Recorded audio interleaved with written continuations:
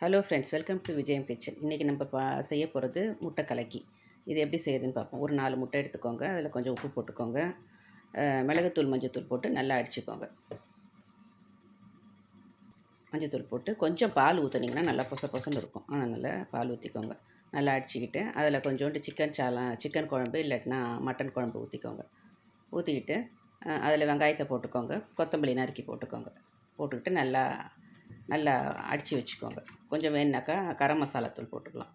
அப்புறம் வாணலை வச்சு எண்ணெய் கொஞ்சம் ஊற்றிட்டு அதில் அந்த முட்டை கலக்கியே ஊற்றுங்க. ஊற்றிட்டு அது கொஞ்சம் நாள் வேகட்டும். வெந்த அப்புறம் கொஞ்சம் மேலாக்கா கொஞ்சம் எண்ணெய் ஊற்றுங்க.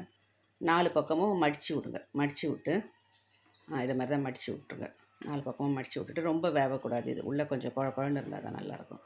அப்படியே ஒரு ஒரு ஒரு 2 செகண்ட் திருப்பி போட்டு அப்படியே தட்டில் எடுத்து வச்சுருங்க. இவ்வளோ தான்.